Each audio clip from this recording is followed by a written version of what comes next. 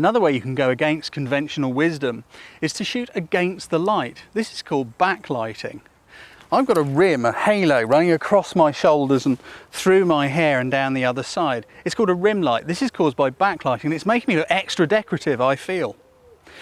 Backlighting works particularly well with translucent subjects, such as a bottle of wine, glass, dewdrops, ice, things of that nature. It's also great with portraits. Now, Janie is shooting against the light with a video camera, and that is why I have this rim light going all around me. To explain the technique, I'm going to talk you through a backlit portrait by doing one of Nat here. As you can see, the sun's coming from right behind us. It's really quite strong. We've got the river, we've got some trees off into the distance there.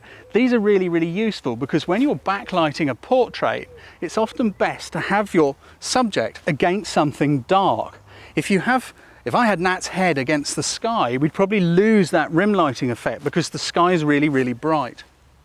Now, in order to get that isolation against the background, I'm going to use a fairly longish lens because that will help me to isolate Tash against what's going on behind her.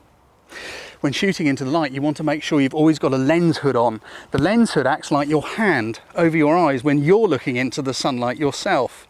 If you don't use a lens hood, the chances are you'll have a milky washed out picture or the little boo boo boo boo boo ringlets going across it. This is called lens flare.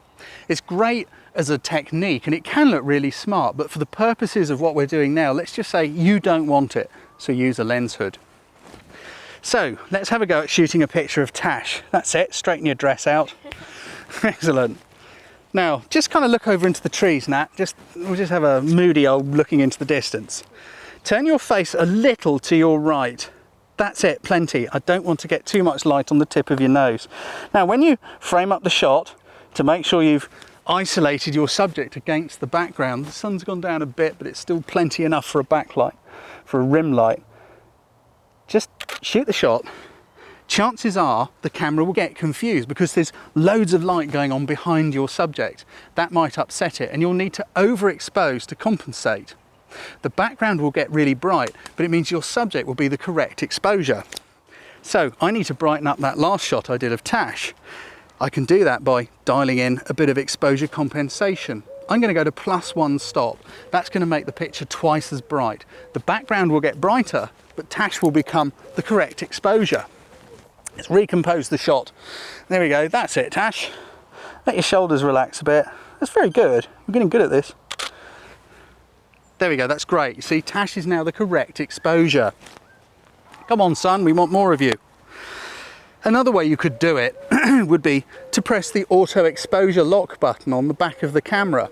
You go up close to your subject, fill the frame with her, or him, or it, according to what you're doing. You press the auto exposure lock button, like that. Now, as long as I hold my thumb on that button, it doesn't matter where I point the camera, it's going to keep that same exposure locked into the camera. Then all you have to do is recompose your shot and take the picture. Once again, Tash is perfectly exposed. Alternatively, you could do it manually, and that's much the same as the last technique. You just go up close, fill the frame, read off the exposure from the camera's light meter. This is 160th of a second at f5.6.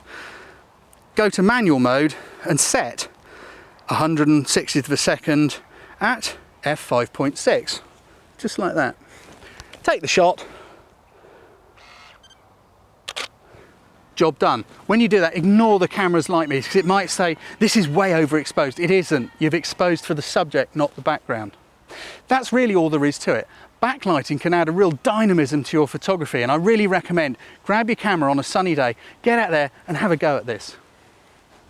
You look great, Nat.